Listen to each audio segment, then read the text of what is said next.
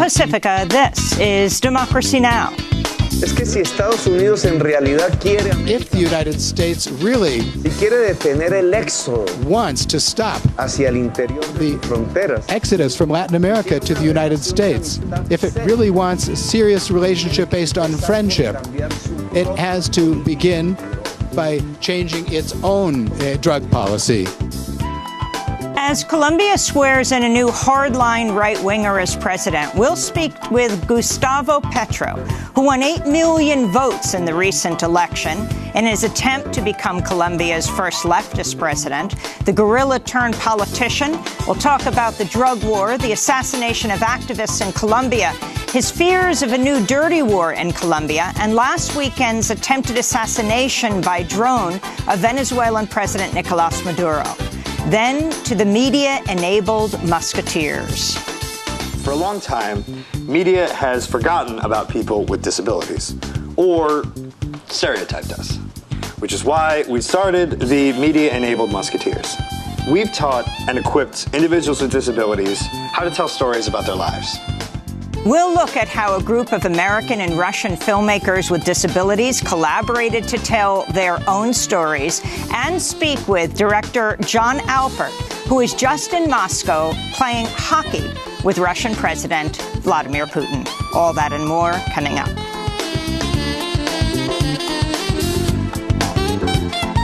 Welcome to Democracy Now!, democracynow.org, The War and Peace Report. I'm Amy Goodman.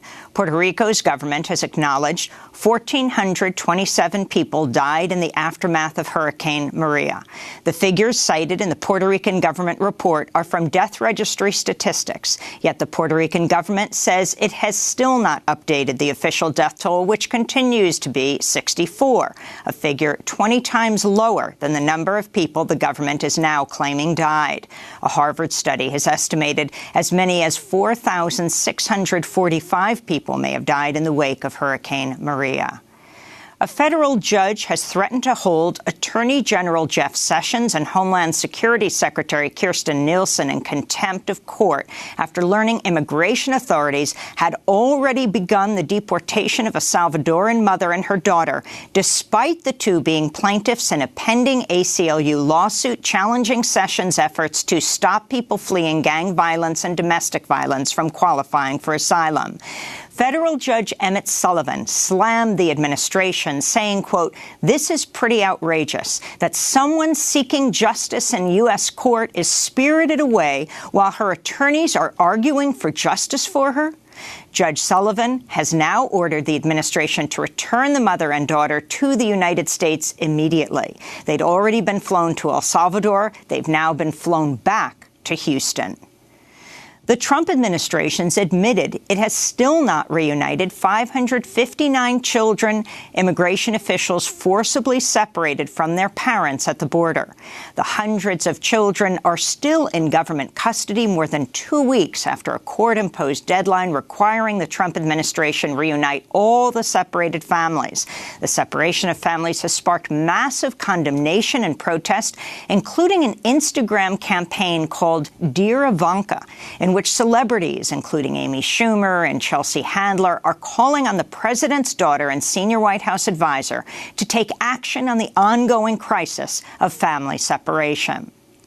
An Iranian woman with a life-threatening brain disease is being denied entry into the United States for treatment by Trump's travel ban. A Louisville doctor, who's the first in the world to find a cure for the brain disease, has offered to treat Marzieh Taheri, but the Trump administration has so far refused to approve her for an exemption waiver from the travel ban. First Lady Melania Trump's parents, Victor and Amalia Knaus, became American citizens on Thursday using a family unification program that's been repeatedly attacked by President Trump as chain migration.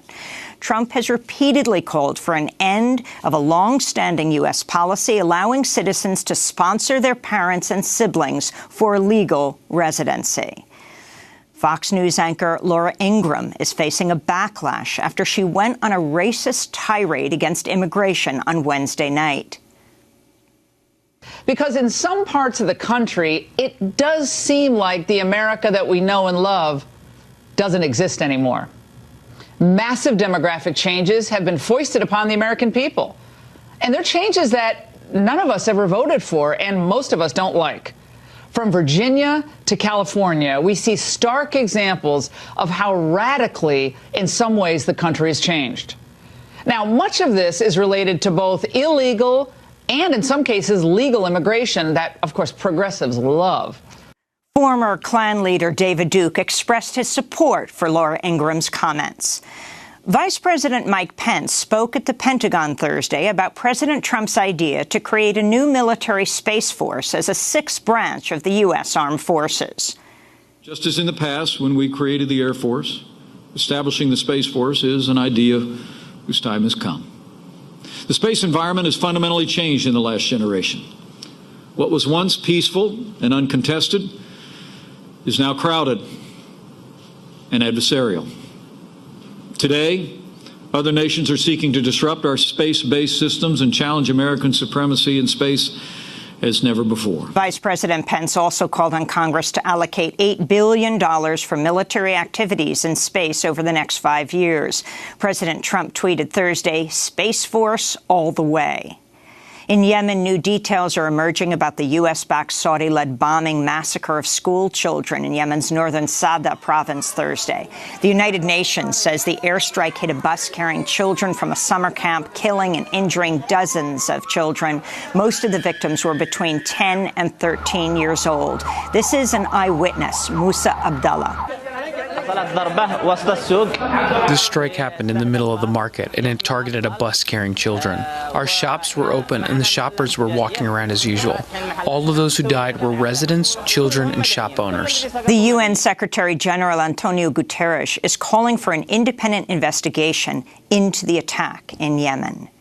The American Psychological Association has voted to reject a proposal pushed by the Pentagon to reverse its new rules barring psychologists from participating in interrogations. The APA approved the rules in 2015 after an independent investigation showed how the APA leadership actively colluded with the Pentagon and the CIA torture programs. The American Psychological Association is the largest group of psychologists in the world. In a newly leaked audio recording, House Intelligence Committee Chair Devin Nunes of California says Republicans must keep control of the House in order to protect President Trump from special counsel Robert Mueller's investigation. Listen carefully.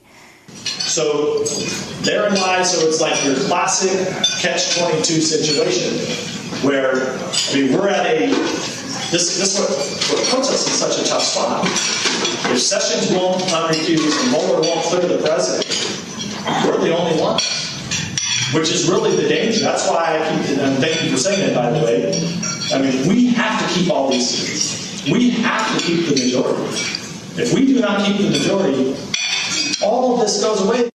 Congressman Devin Nunes is chair of the House Intelligence Committee, which is responsible for conducting the year-long investigation into Russia's alleged election interference and Trump's ties to Russia. In Newtown, North Dakota, hundreds of people marched in honor of Olivia Lone Bear and other missing and murdered Indigenous women across the country. The march came days after Olivia Lone Bear's body was found in Lake Sakakawea, 9 months after she went missing.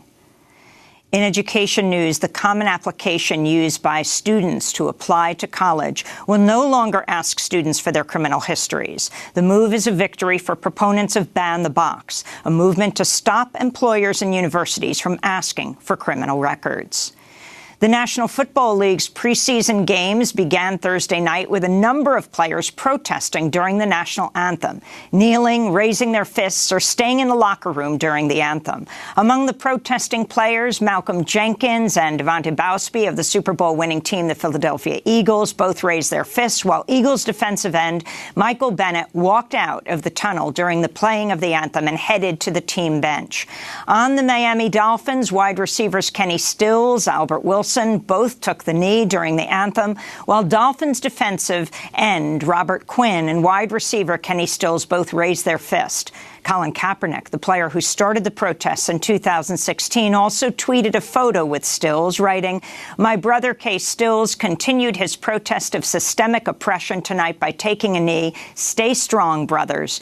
The two are wearing shirts reading, "I know my rights." The NFL says it will not punish the players for protesting, saying it suspended its newly implemented policy of fining teams with protesting players because the league did not consult with the Players Association before implementing the policy. And this weekend marks the first anniversary of the white supremacist gathering in Charlottesville, Virginia, which became the biggest and deadliest white supremacist rally in decades in the United States. The violence began on the night of August 11th, when hundreds of white men bearing torches marched on the University of Virginia campus and attacked a small group of anti-racist protesters. The following day, up to 1,000 white supremacists and neo-Nazis gathered in Charlottesville, attacking anti-racist counter-protesters, killing a young woman, Heather Heyer. White supremacists have now planned anniversary rallies this weekend in Charlottesville and Washington, D.C. Anti-racist protesters are mobilizing for counter-demonstrations. To see our interview with Heather Heyer's mother, you can go to DemocracyNow.org. And those are some of the headlines. This is Democracy Now!, DemocracyNow.org, The War and Peace Report. I'm Amy Goodman.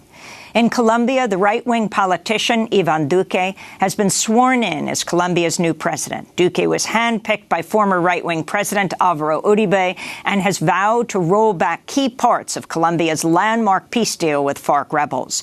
U.S. Ambassador to the United Nations Nikki Haley met with Duque ahead of his inauguration Tuesday to discuss U.S.-Colombia relations and the U.S.-backed drug war in Latin America. Duque also opposes drug legalization. Protesters gathered across Colombia to protest his inauguration and to demand an end to the wave of assassinations of human rights leaders. Just before Duque's inauguration, I spoke to Gustavo Petro. He placed second in this year's presidential race, receiving 8 million votes. That would have been the largest number of votes ever received by a leftist candidate for Colombia's presidency.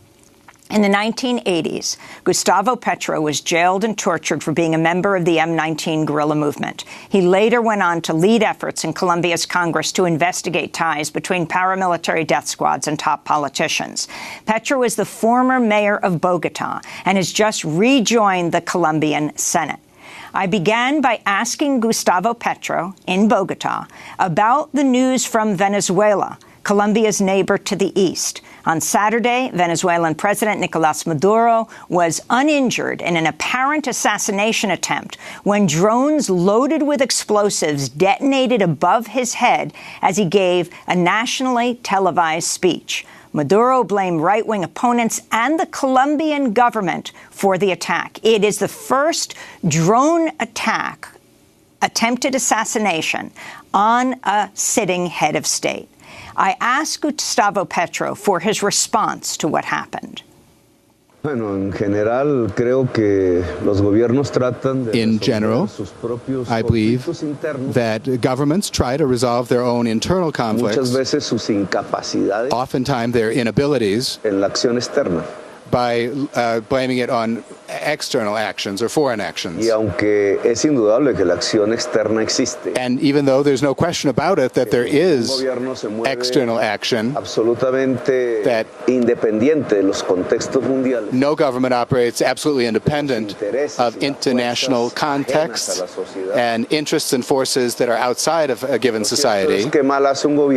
What is true is that a government does not do very well by delegating blame for any event on those outside forces. There's always an internal situation that makes it possible, that makes possible different actions. And I believe that President Maduro has to examine in depth the internal situation of the country. There's an absence of a real dialogue. There's an absence of a clear program for a transition to a productive economy, given that Venezuela can no longer live off of oil.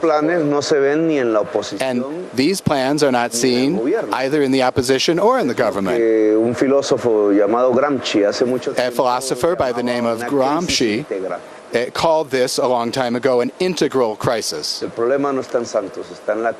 problem is not with Santos, it has to do with the integral crisis that Venezuelan society is experiencing. Can you talk about what's happening today in Colombia, the inauguration of Iván Duque, your opponent, the man you ran against for president in Colombia, the significance of his victory? Hoy es un día de interrogantes en Colombia. Today is a day of many questions in Colombia. De la posesión del nuevo presidente. Alongside the inauguration of the new president, que hizo de su campaña una especie de himno al presidente Uribe. Whose campaign was a sort of anthem or hymn to President Uribe. Que representa las fuerzas de extrema derecha del país. Who represents the far right-wing forces in Colombia. Y que está siendo juzgado. And who is being judged and investigated for his ties to the paramilitary groups which resulted in a genocide in Colombia. Al mismo tiempo, se instalan en centenares de municipios. At the same time, in hundreds of communities and cities around Colombia, in their plazas, and in more than 40 cities worldwide, there are demonstrations today that are shouting out to the new government, telling it that decisions need to be made about life, about peace, and about justice in Colombia. About life because they have assassinated more than 330 grassroots leaders. In recent months, they have threatened thousands of opposition political activists. In terms of peace, because during the campaign, the current president, the new president, announced that he would destroy essential aspects of the peace agreement reached by President Santos and the FARC guerrilla movement.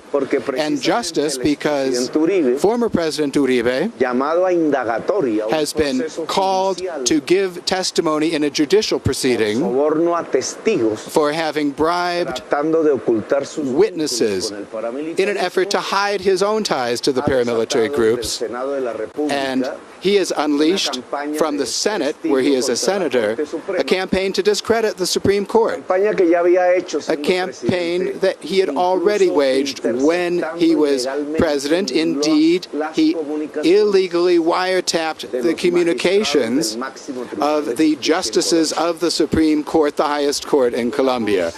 Gustavo Petro, can you talk about Iván Duque's relationship with Uribe, how far back it goes, what they worked on together, and what you're most concerned about, especially for an audience not from inside Colombia but outside who may not be as familiar with Colombian politics? Bueno, muy pocos conocemos Well, very few of us know Duque. I don't know him either. He was a really an unknown figure until 4 or 5 months ago. It is the power of Uribe's leadership over a part of the right wing of Colombian society that has allowed Duque to become president. Before being a senator, without popular election, Duque was living in Washington, where he organized concerts to entertain the staff of the Inter-American Development Bank. And not much more about him is known. What we do know is the discourse that has brought him to the presidency, which is exactly the same as the discourse of former President Álvaro Uribe. And it's in this connection that there are concerns and fears. This is what led 8 million people to vote for me in the effort to win the office of President of Colombia. There is fear that the little bit of peace and democracy that has been constructed in Colombia would be destroyed, of public liberties, of judicial independence, and respect for differences. If you examine, for example, the resume of the person who is going to be the representative of Colombia before the Organization of American States, Mr. Alejandro Ordóñez, you will find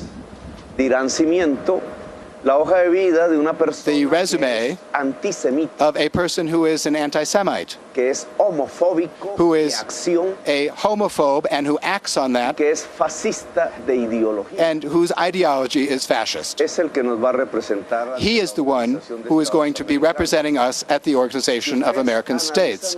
If you analyze a bit the latest speeches of the person who today becomes the president of Colombia regarding anti-drug policy, you will find one very worrisome fact, which you have already noted in your own investigations. Colombia is one of the most violent countries in the world. It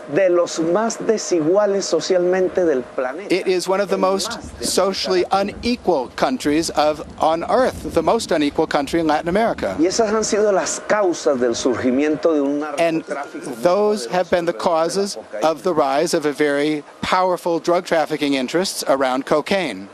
La construcción de una política nacida en Washington, construction of a policy that was born in Washington of military confrontation and the repressive approach to put down drug trafficking has made Colombia this violent country and has turned a large part of the geography of the Americas, including several cities of the United States, among the 50 most violent cities in the world.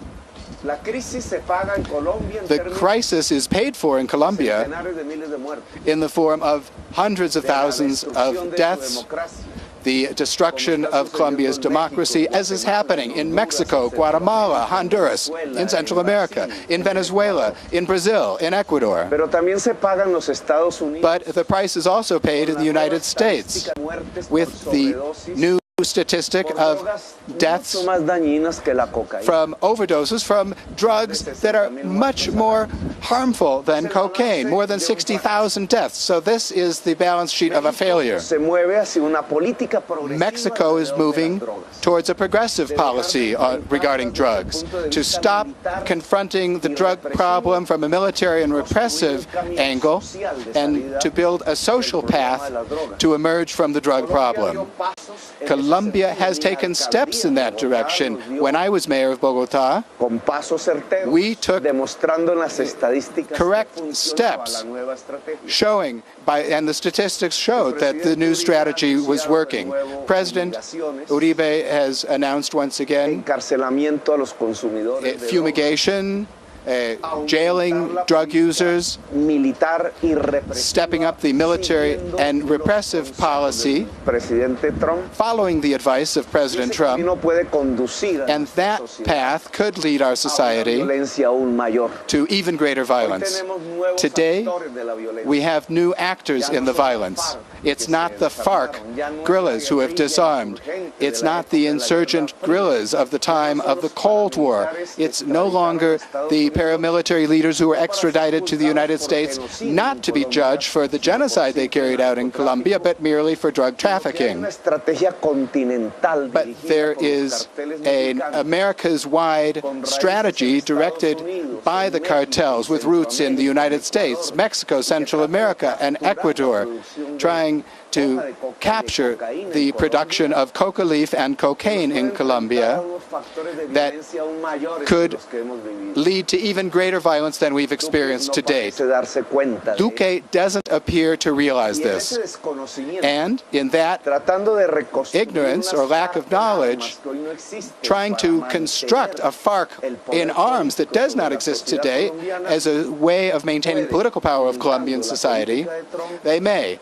Imitating Trump's policy, they may condemn Colombia to a new era of violence. And that is the danger we're talking about. That is why there's been a growth in the assassination of grassroots leaders. It's been 330 in the last months. That is why the threats against the judicial system, and for this reason, there is an internal struggle within the army and within the police to try to vet those forces, trying to clear out those who are allies of the peace process and trying to lead into the top positions the hardline hawks who might lead Colombia to a new dirty war.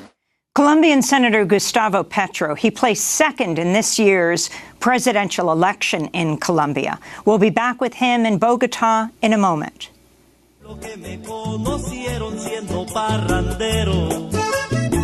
Hacerle saber yo quiero el por qué no he vuelto a parrandear. Me fui a la Sierra Nevada porque he decidido hacerme guerrillero. Y estoy con mis compañeros en el 19 frente de las FARC. He tomado este camino porque considero justo y necesario que los pobres de Colombia seamos quienes estemos en el poder.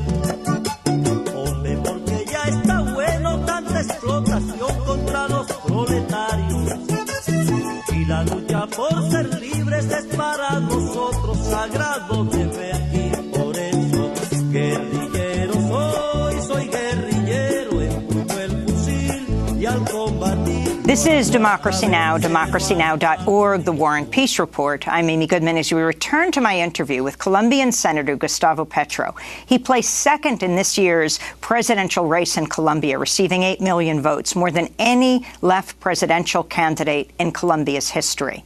The inauguration took place on Tuesday when we spoke to Gustavo Petro, the inauguration of Colombia's new right-wing president, Iván Duque.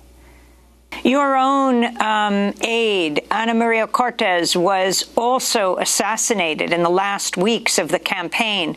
Can you talk about her? Do you think this was a message to you? No solamente ha sido asesinada una de nuestras militantes. Not only was one of our activists assassinated, several of the activists of Colombia Humana were assassinated in just one province. Cesar, one of more than 30 of the administrative regions of Colombia. 72 activists from our movement have been assassinated, and my brother just received a death threat at his home. My communications with the Office of the Prosecutor have been intercepted for the last year and a half. My family is in exile. There are millions of Colombians who are fearful today, who are afraid. That is why we're calling them into the streets, because in the public plaza one can overcome fear and at least not allow oneself to become paralyzed.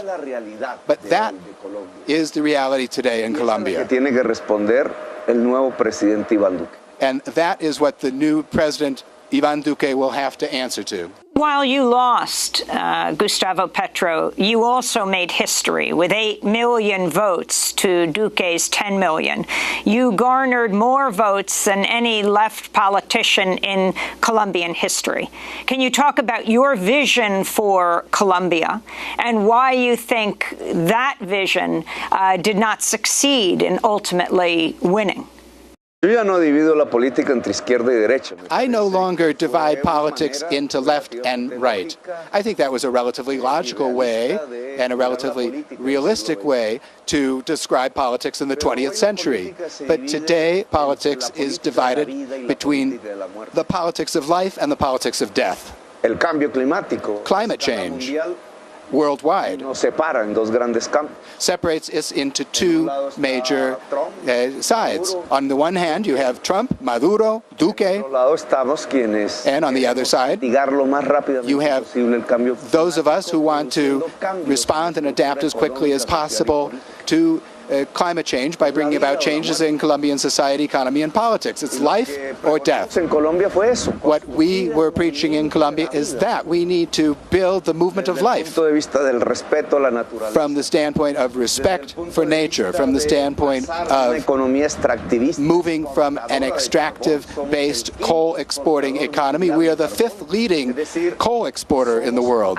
That is to say, we have a lot of responsibility for climate change, and we want to move to a productive economy in agriculture and industry based on knowledge, so as to be able to live together with nature.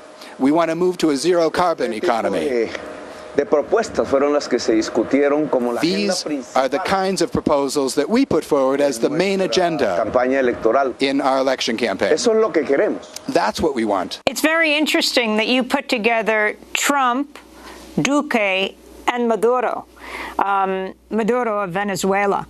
I wanted to go back to this issue of the assassination attempt. On Sunday, Bolivian President Evo Morales tweeted, "Within the last 12 months, U.S. Vice President Mike Pence made 3 trips to Latin America to meet at least 8 presidents from whom he demanded support for a military intervention against our brother president of Venezuela, Nicolas Maduro. Those are the empire's coup attempts." Do you feel the U.S. was involved in some way in what looks like an assassination attempt on Maduro's life? Yo rechazo cualquier tipo de violencia. I reject La solución de los conflictos. any type of violence for resolving social conflicts in Latin America. Vivimos 30 años. I believe that we have experienced revolucionarias. 30 years of revolutionary wars in Central America, in Colombia. I myself was a protagonist in that effort as a member of the M19 movement, which laid down its weapons in 1989. And then it became a majority through popular vote and played a very important role in the 1991 Constitution of Colombia, profoundly democratic constitution. We experienced years of military dictatorships, exile. The word democracy practically vanished from Latin America. It was really just at the beginning of the 21st century that a sort of spring began, with progressive, popular electoral victories. And we began to see new paths emerging. We cannot go back to the past. The dictatorships that exist, for example, in Brazil, as I believe exists in Venezuela, and a threat thereof in Nicaragua and Honduras, a threat of this in Colombia, nor can we go back to the revolutionary wars trying to resolve conflicts through violence. I think we need to preserve and persevere along the nonviolent paths in order to work out our own conflicts. That does not mean that there's not a violent attack against Maduro. That doesn't mean that there are not interests who would like to see Venezuelan society collapse, but the same interests who brought about the collapse of the society of Libya, Iraq, Syria. Behind that, there's a dark and dirty game all around oil interests and the world oil market. I know that the collapse of Venezuela would immediately mean the collapse of Colombia, because millions of Colombians who in years past went into economic exile in Venezuela would come back. And as Pope Francis says, these kinds of exoduses just create new situations of slavery and violence. I know that there's also a hardline, racist, xenophobic, imperialist sector in U.S. society who, with their allies in Europe, believe they can dominate the world and accommodate the different visions of hundreds of human cultures into their exclusive way of thinking and acting. But I'm totally convinced that it's the peoples themselves who transform societies. The issue that I've raised, climate change, well, I propose to the Colombians and to Colombia that this should be the fundamental line of our international policy. And from there, based on that, we should determine who are our allies and who are on the other side. Together, in a single political party, speaking in general global terms, someone like Maduro and someone like Trump are together, because the progressive wave in Latin America that began in the early 20th century consolidated its role by greater income distribution, the genuine desire to reduce inequality in the most unequal region of the world, based on the rents that were generated by the rise in international oil prices as well as coal and gas prices. It's an unsustainable way forward, which is being shown in Venezuela. And the governments of Ecuador and Bolivia, and in part Brazil, followed that same path. I think that this has brought about a crisis, violating their own democratic principles. We see this in Venezuela, and we now see it in Nicaragua. A new progressivism is emerging. Graphically speaking, we could say there's a new axis between Mexico, Bogotá, and Sao Paulo. Now, an important force has won the presidency of Mexico. We almost did the same thing in Colombia with 8 million votes. And it may happen in Brazil if the current dictatorship there allows it. That new axis should propose for Latin America a new role in the international order. Reject being assigned being mere exporters of raw materials, of fossil fuel raw materials. That alone would bring an end to Colombia. And we need to have a new role. Production based on knowledge. Production without carbon, a decarbonized production, and therefore a new democracy. This is what we propose to the world. And this new progressive axis would have very powerful allies, humankind itself, and would display its moral and political superiority, its superiority of arguments based on science.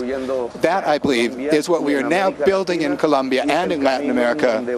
That is the way forward that we are going to be trying to insist on in coming months and coming years. We're speaking to now Senator Gustavo Petro. He ran for president of Colombia, got more votes than any previous opposition left-leaning presidential candidate in Colombian history.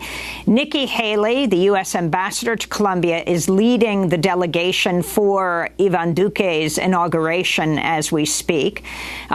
Ambassador Haley wrote in the Miami Herald, "The United States stands unequivocally with the people of Venezuela and Nicaragua against their corrupt governments. Colombia presents a model for their democratic aspirations. We look forward to working with the new government in Bogotá to ensure that the freedom model endures for all the Americas." The Washington Post quotes one unnamed U.S. official saying now Colombia will have the most pro-U.S. president in all of Latin America. Your thoughts? I think that all of the Colombian presidents have been the most pro-U.S. presidents of Latin America, whatever U.S. policy has been. Back to the 1950s, Colombia was one of the few countries that joined the United States in the Korean War. The same brigade that was in Korea came back to kill insurgents in Colombia, giving rise to the FARC, and that was at the orders of the president at the time, who had made speeches favorable to Hitler and Mussolini. They had been defeated in the Second World War. So before having a sort of,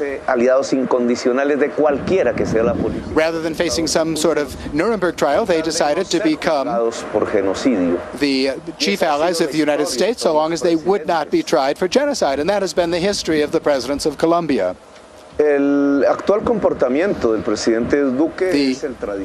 current conduct of incoming President Duque has been traditional, but the ambassador of the United States to the United Nations makes a mistake when she talks about Colombia. First of all, she does not recall the analysis and statements of her own ambassador a few years back, Miles Frechette, who said publicly that Uribe's government was a government that was an ally of the drug trafficking interests, and that the Uribe government made peace with the paramilitary groups, and rather than having them become subjected to justice, instead it was really the consolidation of a alliance with drug traffickers. Es un derivado de ese gobierno. And the representative coming to Dice que aquí está la libertad. the one who becomes, Existiera en toda América Latina. she says that here we have liberty, the liberty one would like to see throughout Latin America. No, I'm sorry, Ambassador. They have killed 330 leaders in recent months. I don't think that that is the liberty that the United States wants for Latin America. That's not freedom. Yo mismo estoy amenazado. I myself am threatened. ¿Esa es la libertad que Estados Unidos quiere? Is that the freedom that the United States would like to see? Entrando en un tema central y concreto. But getting into a specific and fundamental issue, Estados Unidos, siendo yo candidato presidente. as presidential candidate, I had a dialogue with the current ambassador of the United States. And if the United States really Si quiere detener el éxodo wants to stop hacia el interior de the sus fronteras, exodus from Latin America to the United States, if it really wants a serious relationship based on friendship, it has to begin by changing its own drug policy. The anti-drug policy of the United States government is found its highest expression in military struggle and repression that is directed against drug users and against the peasants who produce coca leaf. And this is now making all of Latin America bleed. It's leading to the violent death of Latin American society. But at the same time, it is leading to the death through overdose by not mitigating damages by a more scientific-based policy in the U.S. society itself. I would invite the ambassador of the United States to the UN, now that she's coming to Bogota, to re-examine with scientists and objectively a drug policy that has been profoundly criminal and ineffective throughout the Americas. Gustavo Petro, you said your own life is threatened. Have you received death threats? La última amenaza que recibí Yes. fue hace 15 días. The last one I received was 2 weeks ago. Un panfleto contra los principales dirigentes. There was a pamphlet circulating against the main opposition leaders in Colombia Unas que llaman águilas negras. by a group called the Black Eagles. De personas en toda Colombia también. en They've los últimos 2 meses. threatened thousands of people throughout Colombia in the last couple of months. The grotesque content of these death threats, Siempre tienden a agredirnos diciendo well, they que no always debemos ser la oposición del say that we should not be the opposition to Duque. No existe un solo preso de las águilas negras en Colombia. Not a single member of the Black Eagles is in prison. There's never been any combat.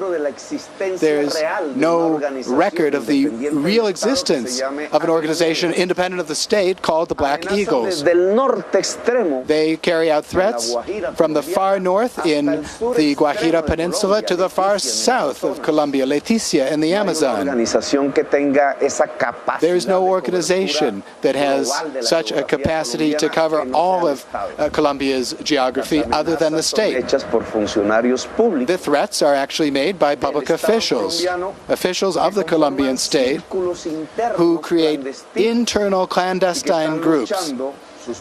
And those who are at the command are struggling to become the top commanders of the police, the army, and the intelligence bodies in the new Duque administration. That's what the Águilas Negras, or Black Eagles, are. Those are the ones who've been carrying out most of these threats. Colombian Senator Gustavo Petro. He placed second in this year's presidential race in Colombia, receiving 8 million votes, more than any left presidential candidate in Colombia's history.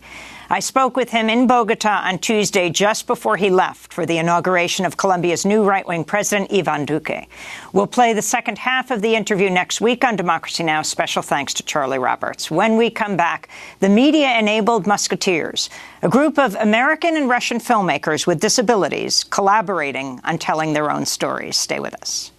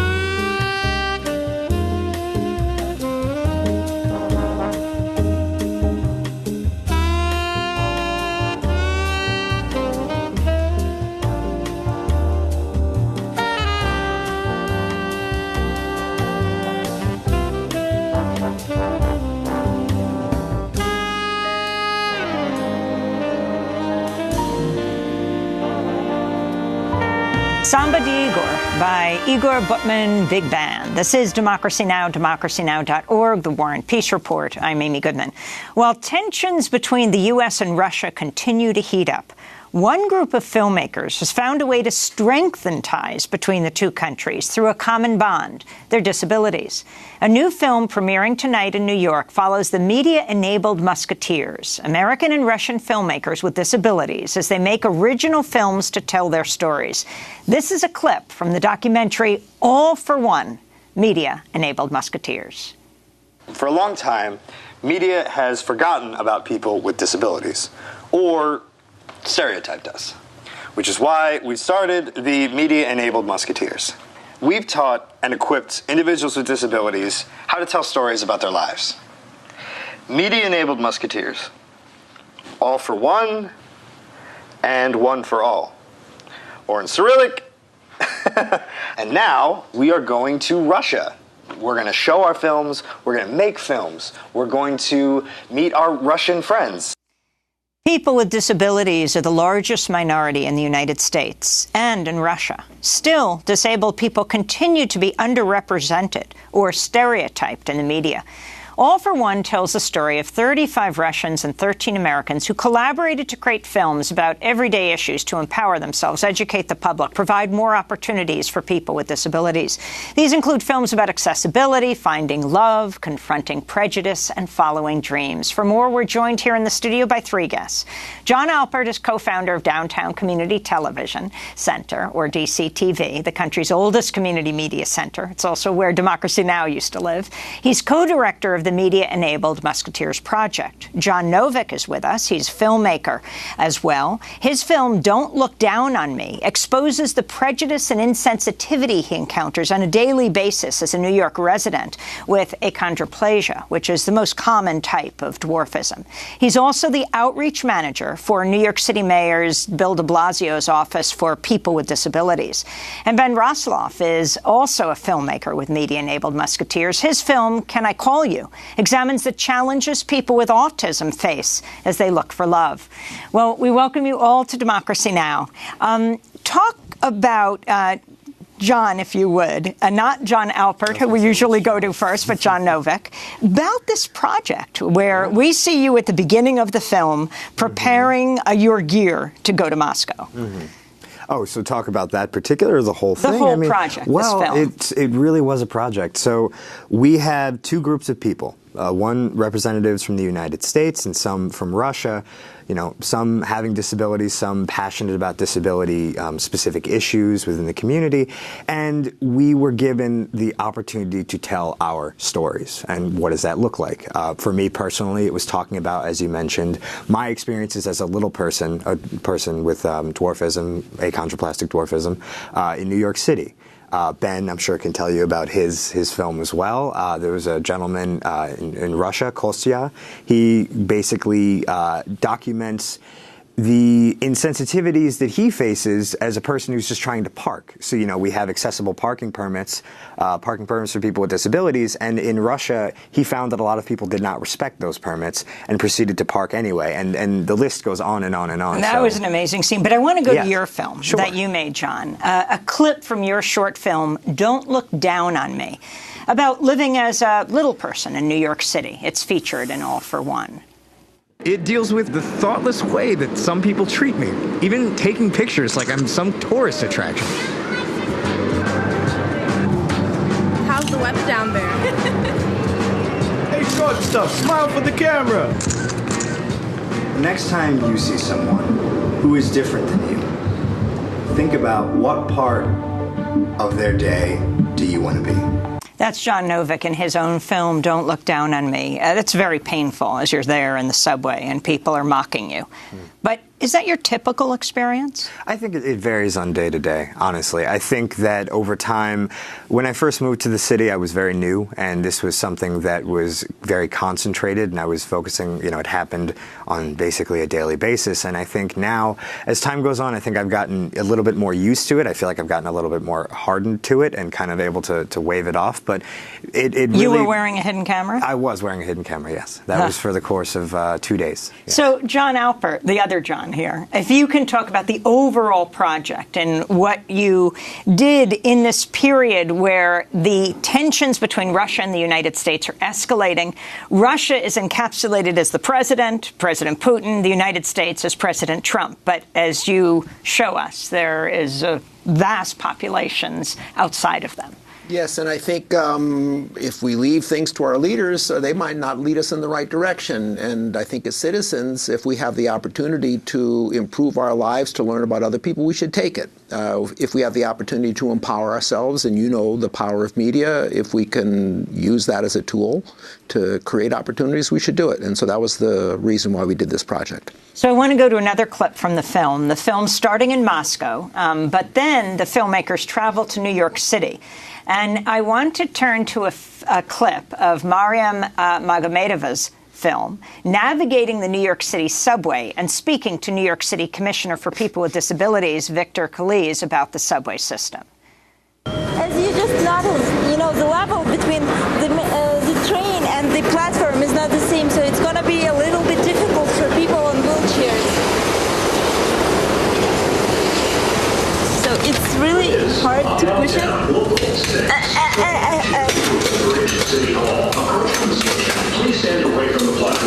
This is not really accessible. They made a door for a person on a wheelchair, which is really difficult to push, but they didn't make a ramp for him. So how is gonna to get out? Our subway station's over 100 years old. As you notice, we don't have any telephone poles. Everything's in the ground. So to get to the infrastructure of that is pretty tough. But when we're building new, all subway stations are accessible. Ну, вы знаете, честно говоря, просто... It's good that someone with a disability has authority. Должности, который сам имеет ограничения по здоровью, он понимает... He understands the people he represents and their issues.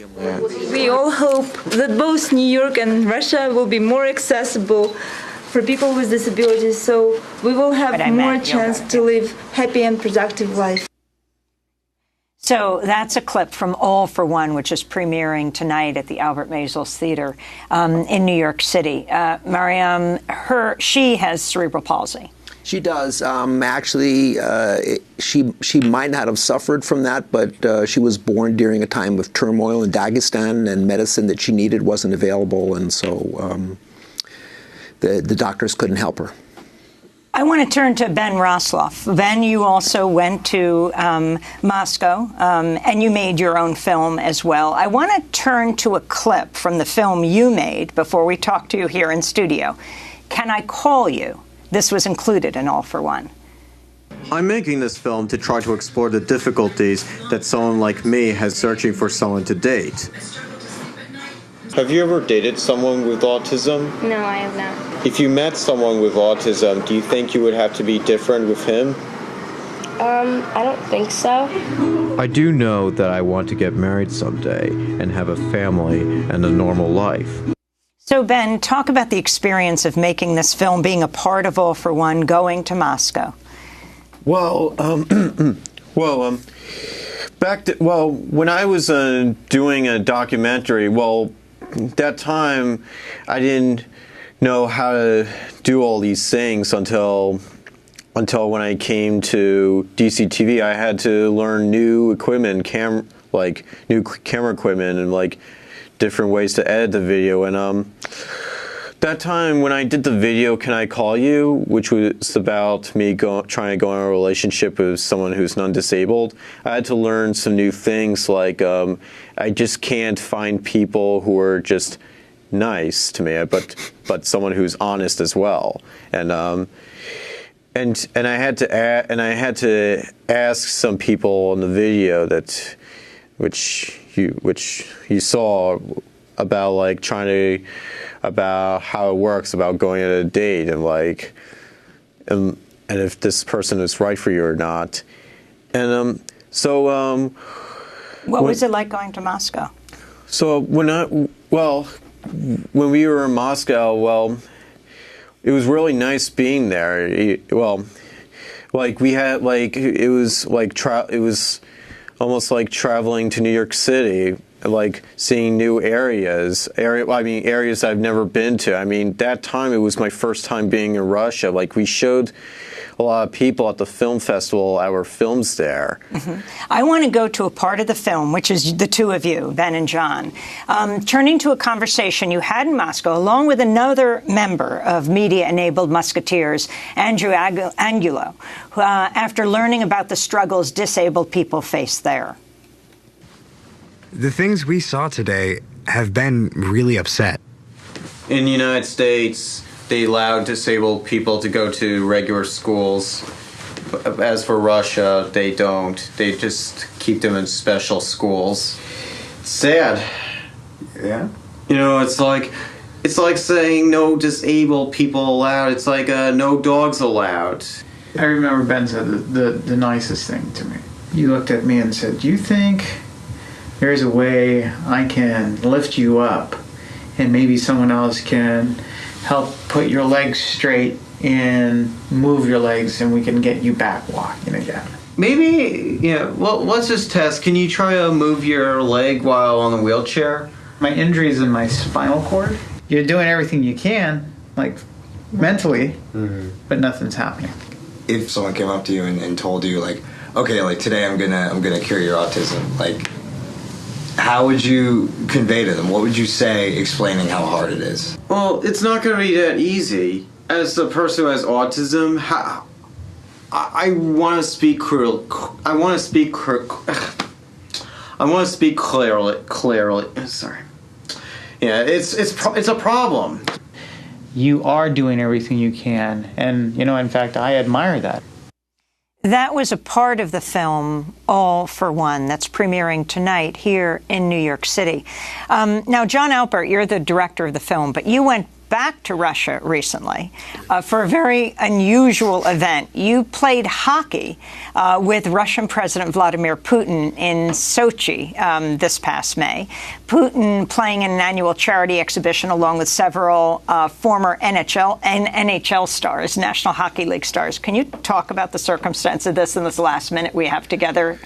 Well, I mean, it was a little bit humiliating because President Putin stacked his team with all the greatest hockey players in Russian history, and the opposition was guys like me. So I think we lost 11-5. And what was it like meeting Putin? Well, you know, before the game, somebody skated up to me and they say, "John, you know what the rules are, don't you?" And the rules are that you don't check President Putin. So we were at a little bit of a disadvantage. Meaning you don't hit him. Yes, you don't hit him. You don't body block him. Correct. But I'm the only American that's ever played hockey against him, and I think we've seen that sports is a way of bringing people together, ping-pong diplomacy. The first cultural ambassador the United States sent to Japan after World War II was Babe Ruth, and you can bridge gaps with sports just as you can bridge gaps with film. Your assessment of Putin as a hockey player? I've actually challenged him to a one-on-one game. He knows it, and I'm waiting for him to come on the ice with me. When he comes here for the summit with Trump? Either there or anywhere he wants. Maybe you can do it on Trump's ice rink in Central Park. At Woolman Park. That's a really good idea. I'm going to suggest it to him. Well, I want to thank you all for being with us. That does it for the show. John Alpert, John Novick, and Ben Rosloff. The film is called All for One. You can check it out at DemocracyNow.org. Democracy Now! Has a job opening for a broadcast engineer here in New York City. Find out more at DemocracyNow.org. Democracy Now! Produced by Mike Burke and Nate Feltz, Carla Wells, Noreen Shake, Laura Gattazino. I'm Amy Goodman. Thanks for joining us.